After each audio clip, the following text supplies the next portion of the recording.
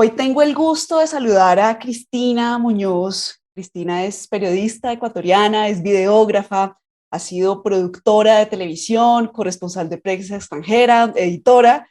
Cristina, es un gusto tenerte en este espacio y gracias por aceptar esta invitación para que conversemos acerca de la situación actual social y política en Ecuador. Muchas gracias por la invitación. Antes de iniciar esta conversación, quiero mencionar unos elementos que nos dan contexto. Ecuador vivió en junio unas semanas difíciles. Para el 13 de junio, la Confederación de Nacionalidades Indígenas de Ecuador, la CONAIE, la mayor organización indígena del país, convocó a una movilización social que se extendió por más de 2 semanas para protestar contra las políticas neoliberales impulsadas por el presidente Guillermo Lasso. Estas movilizaciones tuvieron como epicentro la capital, Quito, pero también se extendieron a la mayoría de las 24 provincias de este país. El gobierno Lasso y los indígenas habían iniciado unos diálogos el año pasado, unos diálogos que fracasaron, y en este contexto, 10 fueron los temas o 10 fueron las exigencias o demandas de la CONAIE al gobierno Lasso, entre las que se encuentran congelar los precios de los combustibles, la moratoria de deudas en la banca pública, privada y comunitaria, el mejoramiento del empleo y de los derechos laborales, temas de salud, temas de educación y temas de minería, entre otros. Se decretó el estado de excepción en Ecuador. Hubo al menos 6 personas que murieron en el contexto de estas protestas, más de 500 heridos y muchos casos de violaciones de derechos humanos. Después de 18 días de protestas, de movilizaciones continuas, gobierno e indígenas llegaron a un acuerdo, llegaron a una negociación. Sin embargo, aquí hay que resaltar esto, es que las organizaciones indígenas que se tomaron las calles ecuatorianas le dieron un plazo al gobierno, un plazo de 90 días para verificar que cumplirá sus promesas. Y Cristina, quiero iniciar esta conversación con una pregunta sobre las causas de las protestas. ¿Qué es lo que está detrás o qué es lo que estuvo detrás de estas movilizaciones? Y esto ligado con las condiciones de los pueblos indígenas en el Ecuador. ¿Cuáles son sus demandas y sus reclamos? Bueno, la participación política, la participación de los indígenas en la realidad ecuatoriana siempre ha sido una participación, llamémosla generosa. Realmente, cuando ellos llegan a protestar, no necesariamente lo están haciendo solo por mejorar sus condiciones de vida, sino que los indígenas suelen tomarse la bandera de los intereses y las preocupaciones de la población de los ecuatorianos en general, en especial pues de quienes no tienen condiciones privilegiadas de empleo o de ingresos. Entonces, sí es cierto que en los 10 pliegos, en el pliego de 10 peticiones que hicieron los indígenas, se hablaba de algunos temas como el de derechos colectivos de la autodeterminación y cultura, y etcétera. También se hablaba de la congelación del precio de los combustibles. Y definitivamente no solo los indígenas necesitan un buen precio en los combustibles para hacer competitivos sus productos y para poder llegar a sus lugares de empleo y etcétera, ¿no? Entonces hay que ver que los pedidos que hacían los indígenas no solo eran para su beneficio, y eso nos ha pasado en ocasiones previas. Ha habido gobiernos que se derrocaron tras golpes de Estado en el pasado, gobiernos que eran sumamente impopulares, y aquellos gobiernos pudieron salir del poder y llegar a mejores momentos políticos gracias a la participación de los indígenas, que son quienes ponen a la gente en las calles, ponen a sus bases en las calles y vienen con esas luchas de interés colectivo, ¿no? Los indígenas en Ecuador apenas corresponden al 7% de la población total, hay 17 millones de ecuatorianos, más o menos 1 millón de ellos son indígenas.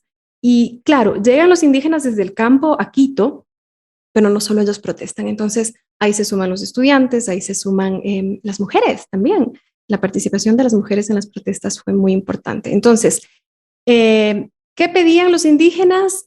Pues tenían ahí el pliego con los 10 pedidos, en donde el primero es el tema de los precios del combustible, como tú lo mencionaste. Y bueno, ¿por qué protestan? Y es que las condiciones en Ecuador no son las mejores al momento.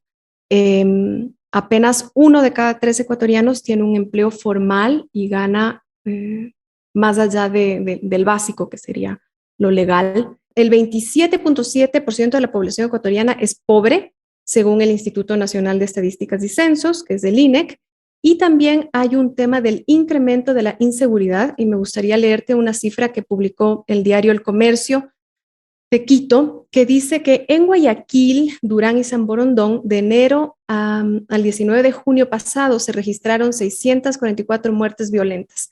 Esto es 376 más que en el igual periodo del año 2021. Entonces, es eso, es un tema de pobreza, es un tema de desempleo y es un tema de inseguridad, los que llevaron a los indígenas a Quito a protestar.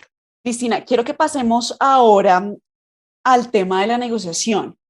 ¿Qué se logró negociar? ¿Qué lograron negociar ambas partes? Y también la pregunta está relacionada con esta de qué se dio cada parte. Inicialmente, la CONAIE lo que pedía es que se rebaje 40 centavos de dólar por cada galón de gasolina. Y finalmente consiguieron que se rebaje 15 centavos de dólar. Todavía todo esto está en negociación, los precios no han bajado en las gasolineras. Y yo creo que ese fue el mayor logro. Este tema de la gasolina es muy importante. Recuerda que las protestas de octubre del año 2019 se dieron por el mismo tema, la gasolina. Porque la gasolina, el precio de la gasolina influye en la inflación de los productos de la canasta básica y todo lo demás, ¿no? Sube la gasolina y sube todo.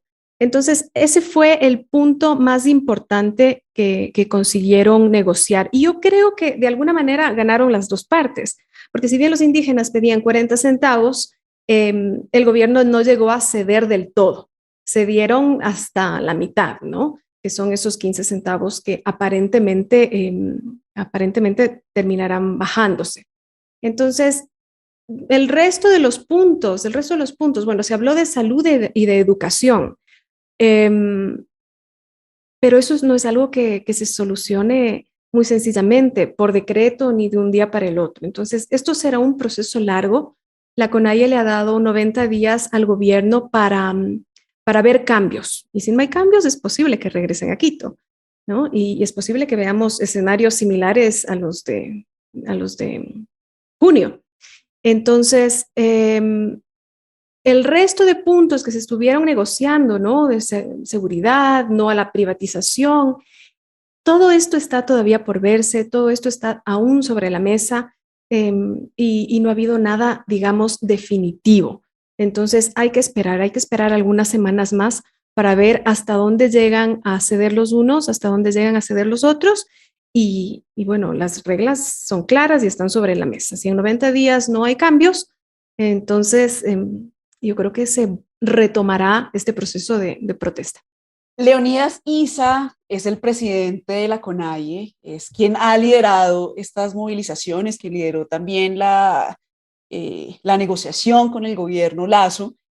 ¿Qué nos puedes comentar acerca de Leonidas Issa y también qué nos puedes comentar acerca del proceso que inició en su contra, que digamos lo inició la fiscalía? Entiendo que ya salió en libertad condicional. ¿Qué pasó también con ese proceso?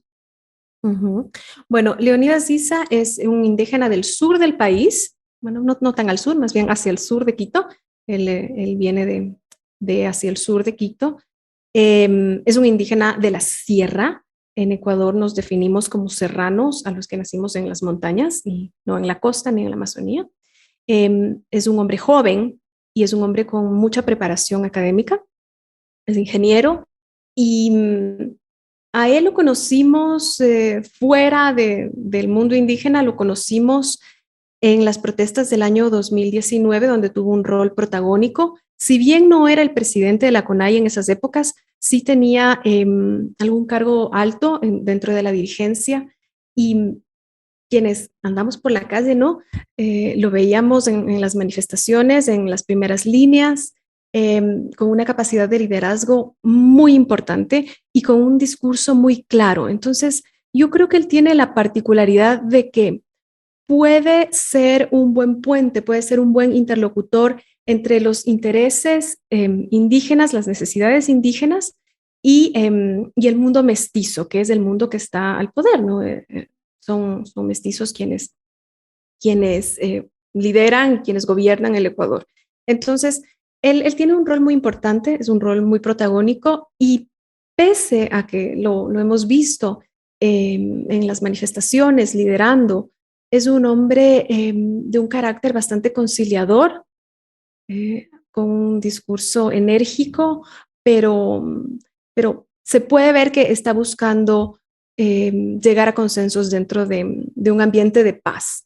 Entonces, bueno, eso es lo que te puedo contar de él. ¿Y qué te puedo contar de los procesos? Ahí hubo algunos errores estratégicos del gobierno, ¿no? Y como periodista es algo que quizás no debería decirlo así tan frontalmente, pero es que es obvio. Apenas empezaron las movilizaciones, se lo llevó detenido a flagrancia en Quito y empezó un proceso en su contra, ¿no? Entonces, incluso antes de que se registraran los picos de violencia, a él lo están acusando de haber interrumpido servicios públicos, ¿no? Por haber cerrado las carreteras, y es por eso que podría enfrentar una pena de entre 1 y 3 años. Entonces, el proceso se mantiene, está en curso, lo está defendiendo Carlos Poveda, un abogado de la Tacunga, que es abogado también de Julian Assange.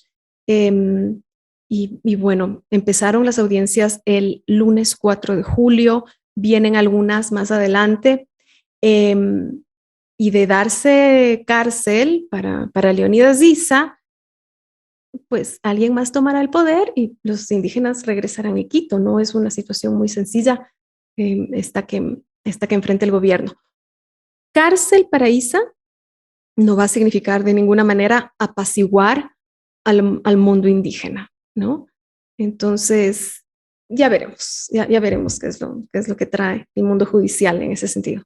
Guillermo Lasso cumplió hace poco su primer año de gobierno, su primer año como presidente, y esta semana renunciaron 3 de sus ministros, el de Economía, el de Salud, el de Transporte, y además renunció un alto funcionario, la secretaria de Educación Superior. ¿Qué pasará en términos de estabilidad política en Ecuador y si podrá Lasso terminar su mandato como presidente? En un país como Ecuador es difícil vaticinar al respecto. Recordemos que algún día por ahí, en los años 90, llegamos a tener 3 presidentes en un mismo día. Ahora hay que leer las estadísticas, ¿no? Hace un año Guillermo Lasso empezó su mandato con una aprobación del 74%, esto según Perfiles de Opinión, que es una encuestadora que a mí me parece muy, muy seria, y ahora tiene un 17%. Creeríamos que el poder legislativo, la asamblea, tiene mejores cifras, pero no. Hace un año tenían el 33% y ahora apenas el 4%. Resulta escandaloso, sí, pero Lenín Moreno terminó su mandato con cifras incluso menores. Entonces, Ecuador es un país difícil de gobernar. Hay que ver que mucha de la gente que estaba ahora protestando en Quito fueron votantes de Lasso precisamente, ¿no? Entonces, es difícil de ver, es difícil vaticinar si es que va a poder terminar el gobierno. Le quedan 3 años. Es natural que los presidentes pierdan popularidad con el pasar del tiempo. Los gobernantes, todos mismo, vamos bajando en popularidad. Lima Nueva, Lima Bien. Uno empieza pues más o menos bien y va perdiendo aceptación. Pero en un año de 74, de 17, es bastante difícil. Y yo no me imagino qué podría hacer el presidente Lasso para mejorar esas cifras. Realmente no me imagino. El cambio de ministros, bueno, son ministros importantes los que se fueron, ¿no?